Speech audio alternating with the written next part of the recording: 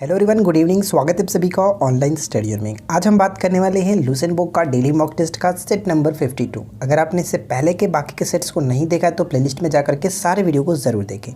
और साथ ही साथ हम लोग बात करेंगे कि कल का होमवर्क आपका क्या रहने वाला है।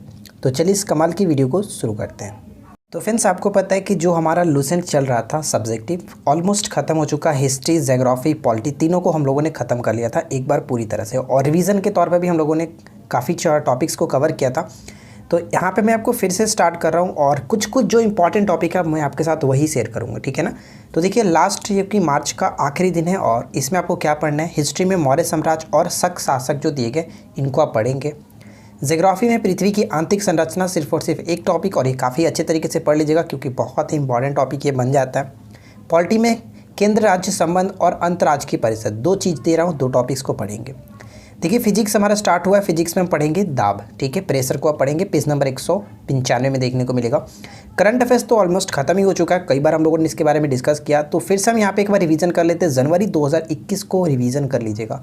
तो ये रहने वाला आपका होमवर्क। देखिए फ्रेंड्स, अगर आप रेगुलर हमारे साथ प्रैक्टिस कर रहे हैं, सब चीज़ों को फॉलो कर रहे हैं, तो आपको कहीं भी कोई कमी नहीं आएगी। अब आप प्रैक्टिस सेट लगाएंगे तो काफ़ी अच्छी आपकी स्कोरिंग भी होगी। तो बस हमारे साथ बने रहिए, एग्जाम्स तक आप हमारे साथ फॉलो करते रहिए, सब चीज़ आपका क्लियर हो जाएगा। तो चलिए आज की इस वीडियो को शुरू करते हैं। देखिए, फर्स्ट क्वेश्चन क्या कह रहा है कि बुद्ध की मृत्यु के बाद प्रथम बौद्ध संहिता की अध्यक्षता किसने की थी। यहाँ से दो तीन चीज़ें याद रखना पड़ता है कि किसके समय में हुआ था, उस वक्त शासनकाल किसका था, किसकी अध्यक्षता में हुआ था।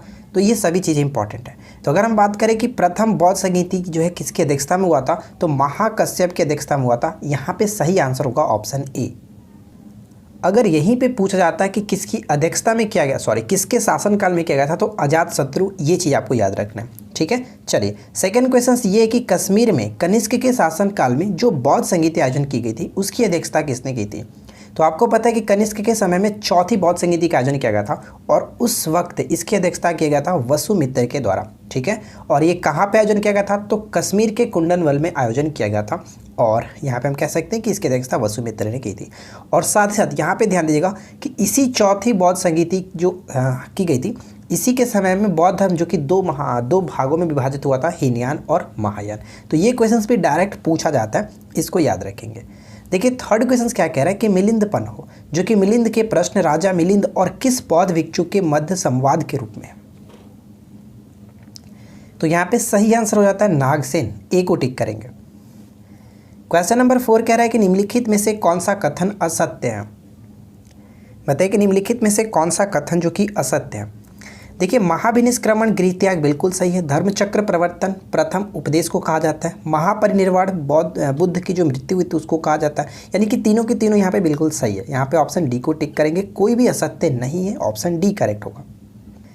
चलिए इस क्वेश्चन का राइट आंसर कमेंट्स कीजिए। महायान बौद्ध धर्म में बोधिसत्व अवलोकितेश्वर को और किस अन्य नाम से जानते हैं। तो इसका सही आंसर होता है पद्म पाणि, ठीक है। पद्म पाणि, ऑप्शन हम सी को टिक करेंगे। कमेंट्स करते चलिए, क्वेश्चंस को पढ़िए और राइट आंसर कमेंट्स करते चलिए। जैन धर्म श्वेतांबर एवं दिगंबर संप्रदायों में विभाजन कब हुआ था। जैन धर्म दो भागों में विभाजित हुआ था, श्वेतांबर और दिगंबर। और ये किसके समय में विभाजन हुआ था, ये क्वेश्चन मैं आपको ऑलरेडी करा भी चुका हूँ। तो यहाँ पे सही आंसर होगा चंद्रगुप्त मौर्य के समय में, ठीक है। ऑप्शन ए करेक्ट आंसर है, चंद्रगुप्त मौर्य के समय में। बौद्ध संहिताओं के 4 आयोजनों का सही क्रम क्या है, यानी कि किसके शासनकाल में हुआ था, ये आपको सही क्रम बनाना है। तो ध्यान दीजिएगा, मैं आपको ऊपर बताया था कि जो प्रथम बौद्ध संहिता हुई थी वो अजातशत्रु, दूसरा कालाशोक, तीसरी बौद्ध संहिता अशोक के समय में और चौथी कनिष्क, यानी कि राइट आंसर यहाँ पे हम ऑप्शन डी को टिक करेंगे। नेक्स्ट क्वेश्चन की लोलक घड़ियाँ गर्मियों में सुस्त क्यों हो जाती है। लोलक जो घड़ियाँ होती है गर्मियों में क्यों सुस्त हो जाती है, इसका कारण क्या होता है। तो इसका कारण ये होता है कि लोलक की लंबाई बढ़ जाती है जिससे इसके दोलन में लगा हुआ समय बढ़ जाता है, ऑप्शन सी करेक्ट होगा।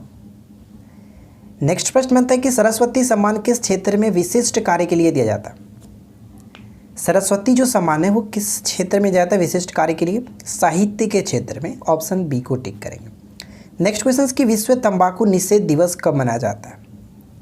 विश्व तंबाकू निषेध दिवस कब मनाया जाता है, तो ये कब मनाया जाता है, तो यहाँ पे सही आंसर होगा 31 मई को मनाया जाता है, ठीक है। 22 मार्च को क्या मनाते हैं, 22 मार्च को हम कह सकते हैं कि विश्व जल दिवस के रूप में मनाया जाता है। और 11 जुलाई जो कि बहुत ज़्यादा इंपॉर्टेंट है, विश्व जनसंख्या दिवस 22 मार्च क्यों इंपॉर्टेंट है? क्योंकि 22 मार्च को पृथ्वी दिवस के रूप में मनाते हैं। नेक्स्ट वन क्या कह रहा है? अक्टूबर 1920 में भारतीय कम्युनिस्ट पार्टी की स्थापना के लिए ताशकंद में एकत्र हुए भारतीयों के समूह के मुखिया कौन थे? बताइए। तो यहाँ पे सही आंसर होगा एम.एन. राय, डी को टिक करेंगे।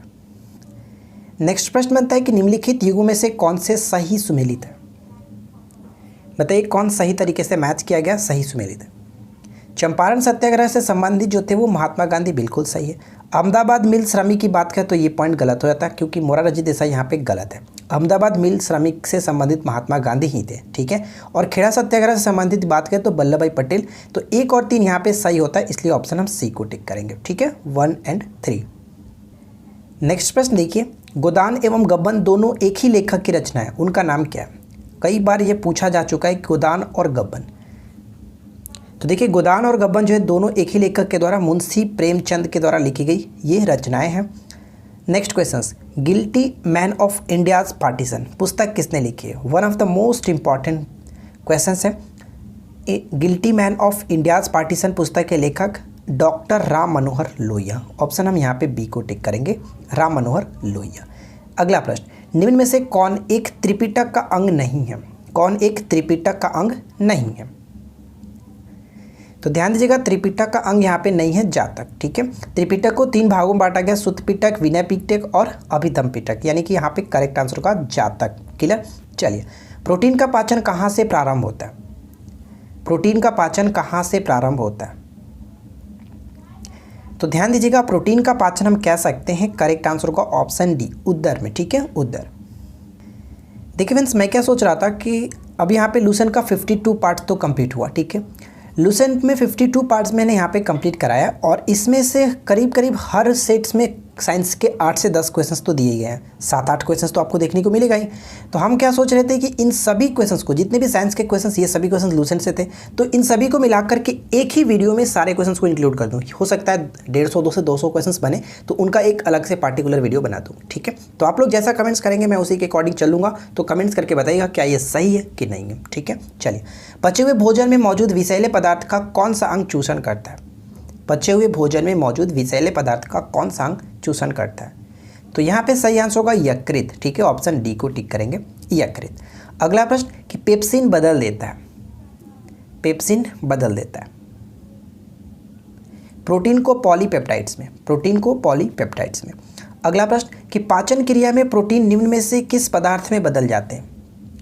पाचन क्रिया में प्रोटीन निम्न में से किस पदार्थ में बदल जाते हैं? तो ध्यान रखिएगा, सही आंसर होगा एमिनो अम्ल। Right answer will be option C, amino अम्ल।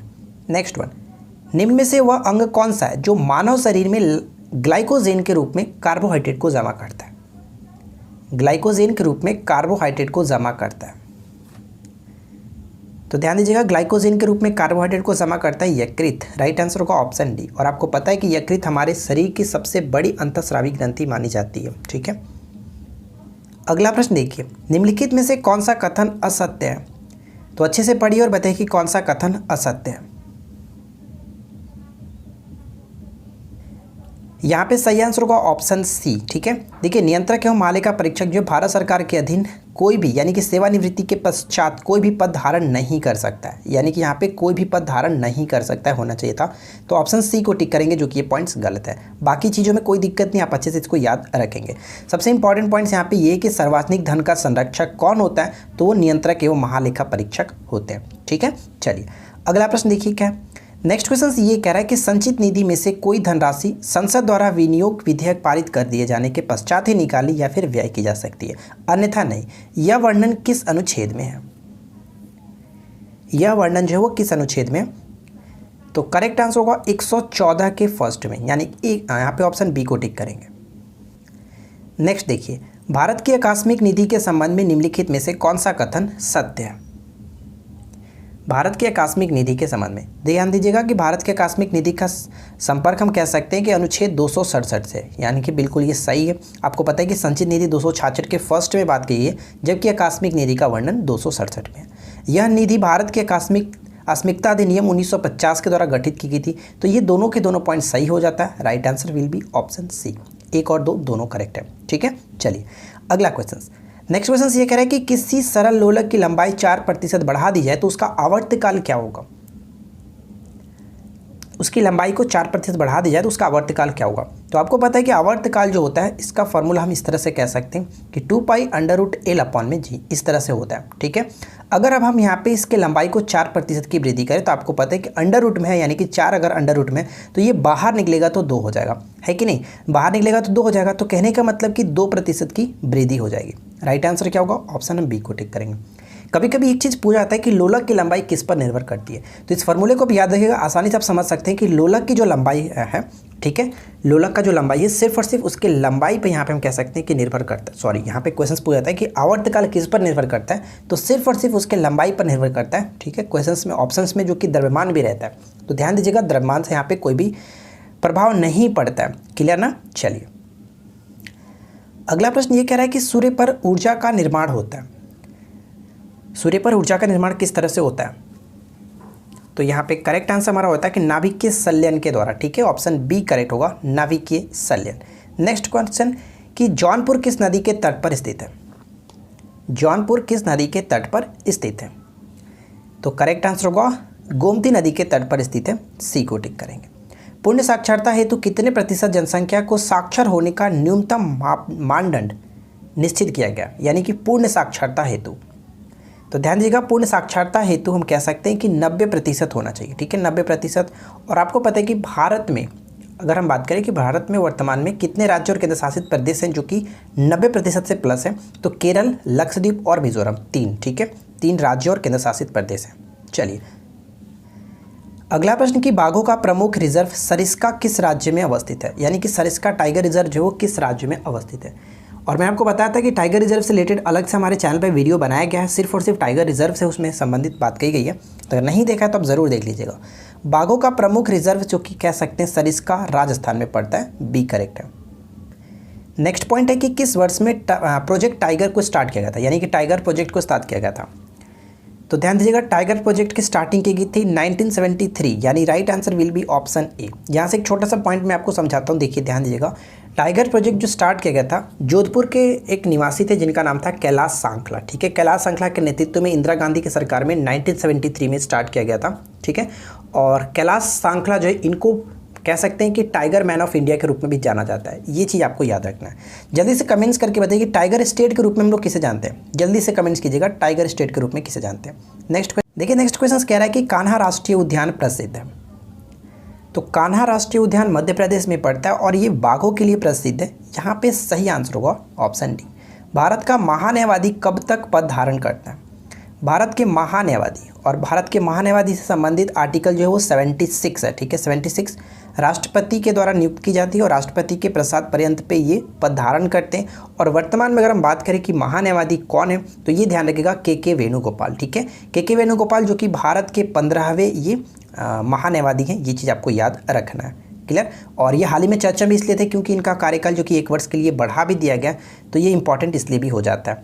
अगला प्रश्न, संयुक्त प्रवर समिति में लोकसभा एवं राज्यसभा के सदस्यों की संख्या क्रमशः कितनी होती है। संयुक्त प्रवर समिति में लोकसभा एवं राज्यसभा के सदस्यों की संख्या क्रमशः कितनी होती है, तो यहाँ पे सही आंसर हमारा होगा कुल 45 सदस्य होते हैं, लोकसभा से 30 और राज्यसभा से 15। चलिए इस क्वेश्चन का राइट आंसर बताइए कि भारत का सॉलिसिटर जनरल होता है। भारत का सॉलिसिटर जनरल जो होता है वो एक प्रशासनिक अधिकारी होते हैं, यानी करेक्ट आंसर होगा ऑप्शन ए, प्रशासनिक अधिकारी। ध्यान दीजिएगा अगर हम बात करें कि हाल ही में हमारे देश के भारत के सॉलिसिटर जनरल कौन है, तो तुषार मेहता, जिनका कार्यकाल 3 वर्ष के लिए बढ़ा दिया गया, तुषार मेहता, ठीक है। चलिए अगला प्रश्न देखिए, पीसा का मीनार यानी कि लीनिंग टावर ऑफ पीसा जिसको कहा जाता है, पीसा का मीनार किस देश में अवस्थित है, तो इटली में स्थित है, ऑप्शन बी को टिक करेंगे, इटली। अगला प्रश्न कि कंबोडिया स्थित अंकोर वाट मंदिर किस देवता को समर्पित है। अंकोर वाट का मंदिर जो वो किस देवता को समर्पित है, तो भगवान विष्णु को समर्पित है, ए करेक्ट होगा। अगला प्रश्न कि बाउल गायन कहाँ का एक लोक रूप है, बाउल, तो ध्यान दीजिएगा बाउल जो वो कह सकते हैं कि बंगाल, ठीक है, बाउल बंगाल से संबंधित है। अगला प्रश्न ये बनता है कि भंडारी समिति ने किसके संबंध में अपनी सिफारिशें प्रस्तुत की थी। भंडारी समिति ने किसके संबंध में अपनी सिफारिशें प्रस्तुत की थी, तो करेक्ट आंसर यहाँ पे होगा क्षेत्रीय ग्रामीण बैंकों की पुनर्संरचना के लिए, ऑप्शन हम सी को टिक करेंगे। चलिए अगला प्रश्न कि प्रथम वित्त आयोग के अध्यक्ष कौन थे? प्रथम वित्त आयोग के अध्यक्ष कौन थे? तो ध्यान दीजिएगा, प्रथम वित्त आयोग के अध्यक्ष केसी नियोगी थे। सही आंसर होगा ऑप्शन ए। और वर्तमान में 15वें वित्त आयोग के गठन किया जा चुका है। और 15वें वित्त आयोग के अध्यक्ष कौन है? तो एन.के. सिंह, जिसे नंद किशोर सिंह कह सकते हैं, एन.के. सिंह। ठीक है, अगला प्रश्न। नेक्स्ट प्रश्न बनता है कि ग्रामीण गरीबी उन्मूलन के लिए पूरा मॉडल अपनाने का समर्थन किसने किया था? तो ये समर्थन किया गया था डॉक्टर APJ अब्दुल कलाम जी के द्वारा। नेक्स्ट प्रश्न बनता है कि HTTP का पूर्ण रूप है। HTTP का पूर्ण रूप क्या है? देखिए फ्रेंड्स, एक चीज़ मैं आपको बता दूं, एग्जाम्स में अगर पूछे जाते हैं जो पूर्ण रूप, या तो वो 3 लेटर वाले होते हैं या फिर वो 4 लेटर वाले। यानी कहने का मतलब जैसे कि आप यहाँ पे 4 लेटर देख रहे हैं, या फिर हो सकता है 3 लेटर पूछा, जैसे कि SEZ अगर हम बात करें, सेज का पूर्ण रूप पूछा सकता है 3 लेटर वाले। तो यानी कि 3 डिजिट या फिर 4 डिजिट यही पूछ जाते हैं। 2 डिजिट और 5 डिजिट ऐसे बाई चांस रेयर केस में कि आपकी किस्मत ज़्यादा खराब होगी मेरी तरह से, तब हो सकता है कि उस तरह से पूछा जा सके। लेकिन अधिकतर चांसेस जो होता है वो 4 डिजिट वाले ही पूछे जाएंगे। तो आप हो सके तो 4 डिजिट वाले पर ज़्यादा फोकस करें। तो HTTP का पूर्ण रूप क्या होता है? Hyper text transfer protocol. ये चीज़ आपको याद रखना है, ठीक है। और आप इसका फुल फॉर्म भी नीचे कमेंट्स करके बता ही दीजिएगा। अगर मैंने आपके लिख ही दिया है तो बता दीजिएगा कमेंट्स करके, ठीक है। चलिए अब बात करते हैं करंट अफेयर्स की। नेक्स्ट प्रश्न ये कह रहा है कि किस देश ने जनवरी 2021 में सूचना और संचार प्रौद्योगिकी में सहयोग को बढ़ावा देने के लिए भारत सरकार के साथ एक MOU पर हस्ताक्षर किया है? तो ये हस्ताक्षर किया गया भारत और जापान के बीच। नेक्स्ट वन बताइए, हाल ही में जनवरी 2021 में भारत के मौसम विभाग के 146वें स्थापना दिवस पर केंद्रीय मंत्री हर्षवर्धन द्वारा उद्घाटित किस राज्य को अपना पहला डॉपलर वेदर जो कि रडार प्राप्त किया गया? डॉपलर वेदर रडार प्राप्त हुआ था किसे? तो सही आंसर हो जाता है यहाँ पे उत्तराखंड, ठीक है। ऑप्शन ए को टिक करेंगे, उत्तराखंड। देखिए कुछ पॉइंट्स में यहाँ नोट डाउन क्या पढ़ सकते हैं कि भारत मौसम विज्ञान विभाग का 146वां स्थापना दिवस 15 जनवरी 2021 को नई दिल्ली में आयोजन किया गया था। डॉक्टर हर्षवर्धन ने मुक्तेश्वर यानी उत्तराखंड और कुफरी हिमाचल प्रदेश में डॉपलर वेदर रडार का उद्घाटन किया गया। हम यहाँ पे पढ़ सकते हैं कि उत्तराखंड में डॉपलर मौसम रडार अपनी तरह का पहला है, ये चीज़ ध्यान रखिएगा। नेक्स्ट प्रश्न बनता है कि हाल ही में पद्मश्री प्राप्तकर्ता डी प्रकाश राव का निधन हो गया। वह भारत के प्रसिद्ध क्या थे? वो भारत के प्रसिद्ध डैश थे। तो यहाँ पे सही आंसर क्या होगा? ऑप्शन हम बी को टिक करेंगे, सामाजिक कार्यकर्ता थे, ठीक है, D Prakash Rao. Next question देखिए, अगला प्रश्न ये कह रहा है कि NTPC लिमिटेड ने रंगीत नदी पर जल विद्युत निगम लिमिटेड की 120 मेगावाट की रंगीत 4 हाइड्रो इलेक्ट्रिक परियोजना के अधिग्रहण के लिए अनुमोदित संकल्प योजना के कार्यान्वयन के लिए निश्चित समझौते पर हस्ताक्षर किया। रंगीत नदी जो है वो कहाँ पर स्थित है? क्वेश्चन थोड़ा सा लंबा हो गया लेकिन क्वेश्चन बहुत ज़्यादा इंपॉर्टेंट है, तो ध्यान दीजिएगा। रंगीत नदी कहाँ स्थित है? तो इस प्रश्न का सही आंसर होगा रंगीत नदी सिक्किम में पड़ता है, यानी ऑप्शन डी को टिक करेंगे, ठीक है। बहुत ज़्यादा इंपॉर्टेंट प्रश्न है, इसको याद रखिएगा। अगला प्रश्न का राइट आंसर बताइए, जनवरी 2021 में जियोलॉजिकल सर्वे ऑफ इंडिया ने वेनेडियम की गुणकारी सांद्रता को कहाँ पर पाया? वेनेडियम, तो हाल ही में वेनेडियम की खोज तक की गई है कहाँ पे? अरुणाचल प्रदेश में। ऑप्शन बी करेक्ट होगा। अगला प्रश्न देखिए क्या कह रहा है कि किस शहर को भारत की खेल राजधानी के रूप में जाना जाता है? भारत की खेल राजधानी के रूप में जाना जाता है किसे? उड़ीसा की राजधानी भुवनेश्वर को, डी यहाँ पे सही आंसर है। नेक्स्ट क्वेश्चन कि जनवरी 2021 में भारतीय नौसेना द्वारा सबसे बड़े तटीय रक्षा अभ्यास द्विवार्षिक पैन इंडिया का दूसरा संस्करण निम्नलिखित में से कौन सा था? द्विवार्षिक पैन इंडिया का दूसरा संस्करण निम्नलिखित में से कौन सा था? तो सी विजिल 21, ठीक है, सी विजिल 21। नेक्स्ट देखिए क्या है कि भारत और पाकिस्तान प्रत्येक वर्ष 1 जनवरी को अपने अपने परमाणु प्रतिष्ठानों की सूची का आदान प्रदान करता है। दोनों देशों के बीच इससे संबंधित समझौता किस वर्ष में हुआ था?